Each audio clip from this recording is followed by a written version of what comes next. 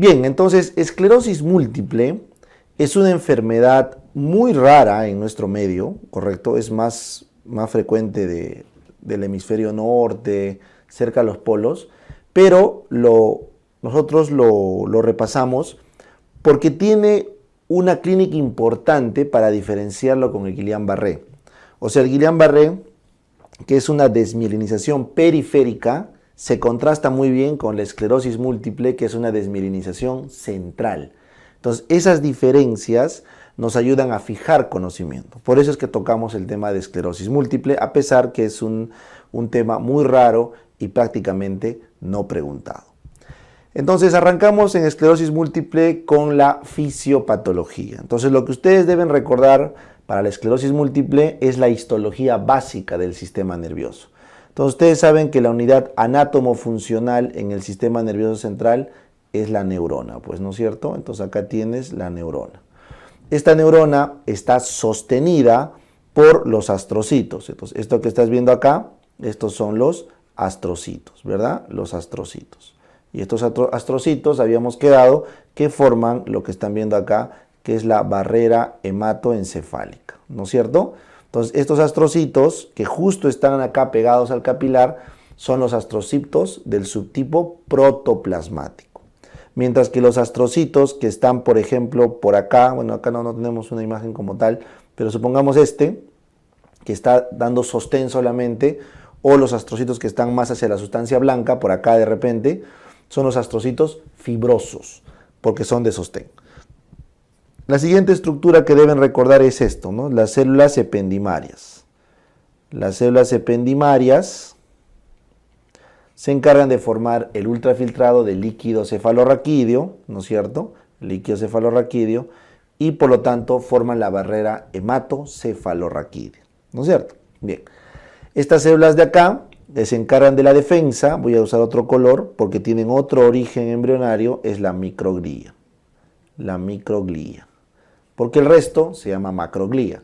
O sea, la célula ependimaria, el astrocito es macroglía. Pero este se llama microglía porque es pequeñito y además porque tiene otro origen embrionario, que es el mesodermo. Entonces, estos son los componentes histológicos. Pero para la esclerosis múltiple, el componente que nos interesa más es este, el oligodendrocito. Este que están viendo acá, el oligodendrocito. Este oligodendrocito, su función es mielinizar segmentariamente varios axones en el sistema nervioso central. O sea, un solo oligodendrocito puede mielinizar varios axones, una partecita de varios axones en el sistema nervioso central. Entonces, ¿por qué es importante? Porque justamente en la esclerosis múltiple lo que hay es una desmielinización central. O sea, la esclerosis múltiple es una desmielinización, pero del sistema nervioso central, o sea, del cerebro, el tronco encefálico, la médula. ¿Me entienden? Respeta totalmente la vía periférica o los nervios periféricos, porque el ataque va contra la mielina que producen los oligodendrocitos. Recuerden. Y este proceso fisiopatológico requiere que en la barrera hematoencefálica se haga permeable a la salida de células inmunitarias, linfocitos T, sobre todo CD8. ¿Listo? Y estos de acá a su vez activan a la microglía, activan a linfocitos B, activan a células plasmáticas y se hace una reacción inflamatoria muy intensa que termina desmielinizando varios segmentos y eso es lo que genera la clínica. Pero es una clínica de sistema nervioso central.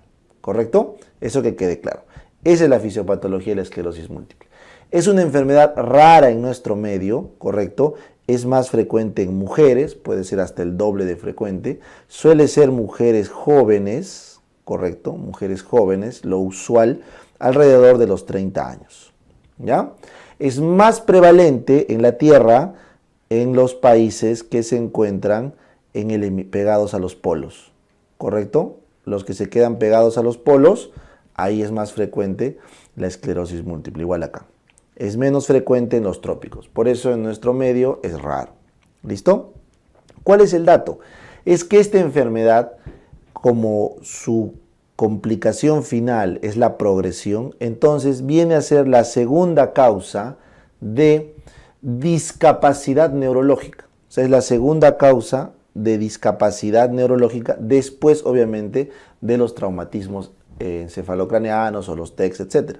Entonces, esta es una patología que vale mucho la pena estudiar por la morbilidad que genera. ¿Listo? Bien, entonces, entendido este proceso, ahora vamos a hablar de la clínica, los síntomas y la forma de presentación. ¿Ya? Entonces vamos a borrar esto para que nos dé espacio. Recuerden, ¿cuál es el evento fisiopatológico? La desmielinización. Y por lo tanto, si hay desmielinización, va a haber clínica de focalización o de déficit neuronal en algún punto del cerebro. Entonces, ¿esto con qué debuta? Con problemas sensitivos de los miembros. O sea, los pacientes tienen parestesias, ¿correcto? Hormigueos, alteración de la sensibilidad de los miembros. Porque la desmielinización afecta, como les digo, la parte central donde se percibe la sensibilidad. ¿Ya? 31% de los pacientes debutan así. La siguiente manifestación es la pérdida visual, ¿correcto? Hay una neuritis óptica retrovulvar. Neuritis óptica retrovulvar que el paciente lo manifiesta como un escotoma central, hay una mancha que no puede ver o una desaturación de los colores.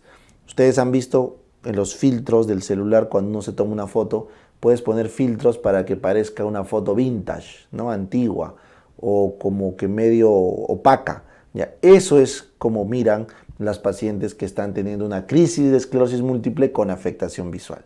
Entonces hay ceguera monocular, puede haber escotoma central, puede haber desaturación de los colores, es una neuritis óptica retrovulvar y es la manifestación número 2 en los pacientes con esclerosis múltiple. Luego tenemos clínica motora, o sea, focalización motora, debilidad, pero subaguda, para diferenciarlo de un ictus vascular que es agudo, en este caso es subagudo, o sea, demora varios días en instaurarse la debilidad. Luego tenemos diplopía, es importante este dato. La diplopía se da principalmente por alteración del sexto par, no tanto del 3 ni del 4. Y lo que suele estar alterado es justamente el fascículo longitudinal medial. El fascículo longitudinal medial es una vía que comunica el puente que tiene la mirada horizontal por el sexto par con el mesencéfalo que tiene la mirada vertical con el tercer y cuarto par. ¿Por qué? Porque yo, cuando quiero mirar hacia, por ejemplo, acá vamos a poner hacia la izquierda, entonces yo tengo que estimular el sexto par de la izquierda, porque es el recto externo, para que lleve el ojo izquierdo hacia afuera, ¿no es cierto?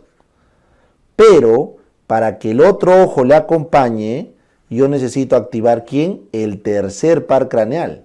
Correcto, yo tengo que activar el tercer par craneal del otro ojo, del otro lado, para que este ojo, correcto, haga una aducción. Entonces, este sexto par del lado izquierdo tiene que comunicarse con el tercer par contralateral para que este de acá haga la aducción del ojo. Entonces, acá hay abducción del ojo y acá hay aducción. Eso es lo normal. Entonces, este cable que está viajando es el fascículo longitudinal medio. ¿Qué pasa en la esclerosis múltiple? En la esclerosis múltiple, este fascículo longitudinal medio se desmieliniza. Tanto el derecho como el izquierdo, los dos. Entonces el paciente hace una oftalmoplejía internuclear bilateral. Oftalmoplejía, o sea, alteración de los movimientos oculares. Internuclear, porque se altera la comunicación de un núcleo con el otro. Y bilateral porque se afectan las dos relaciones. Entonces, ¿cómo te das cuenta? Cuando el paciente le haces mirar a la derecha, correcto, no jala el ojo que debe ir hacia la nariz. Cuando lo haces mirar hacia la izquierda, no jala el otro ojo que debe ir hacia la nariz. Pero cuando lo haces mirar al centro, a su nariz, sí puede juntar los dos. Porque cuando yo te hago mirar hacia tu nariz, solo estoy activando los pares craneales 3 del mesencéfalo. No necesito el fascículo longitudinal medio, porque solo estoy activando la aducción ocular. Pero cuando yo te hago mirar hacia afuera, activo el sexto para afuera y el tercero para adentro del otro ojo. Entonces ahí sí necesito el fascículo longitudinal medio. Entonces cuando hay una oftalmoplejía internuclear bilateral en una mujer joven, virtualmente ya has hecho el diagnóstico de esclerosis múltiple. Porque no es probable, o es muy poco probable, que otra enfermedad haga esta clínica. ¿Ya? Claro, ¿verdad? Esa es una buena pregunta de examen, ese es un buen término y de paso repasamos pares craneales. ¿Listo? Seguimos. Entonces la siguiente manifestación puede ser el signo de Lermite. El signo de Lermite es una descarga eléctrica que el paciente siente cuando le flexionas la cabeza en toda la médula. Es una descarga eléctrica en la médula, lo que significa que está habiendo desmielinizaciones a lo largo del cordón medular. ¿Ya? Tenemos vértigo, también puede aparecer clínica cerebelosa, y el dolor es una de las manifestaciones más tardías y más raras en la esclerosis múltiple. ¿Correcto?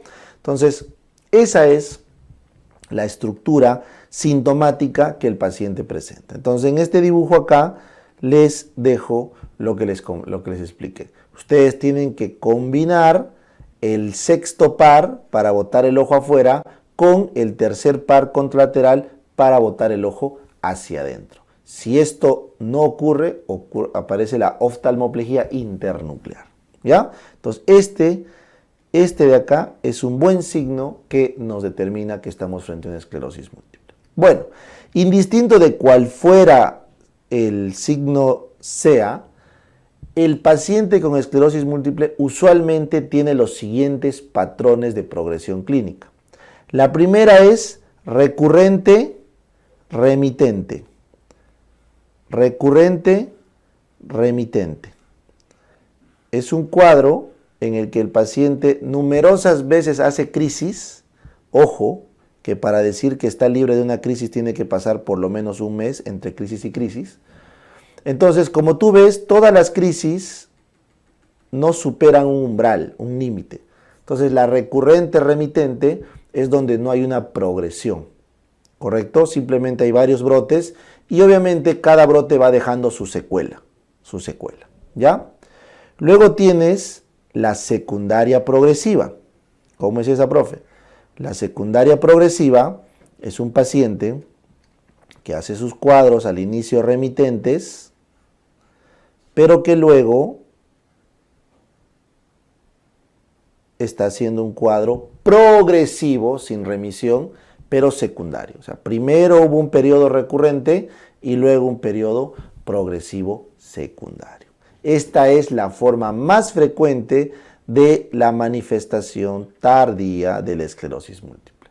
O sea, al inicio la esclerosis múltiple es recurrente remitente y luego se vuelve secundariamente progresiva. ¿Ya? Esa es la forma más frecuente de clínica. Ahora, la tercera, que esa es un poquito más rara, es la primaria progresiva.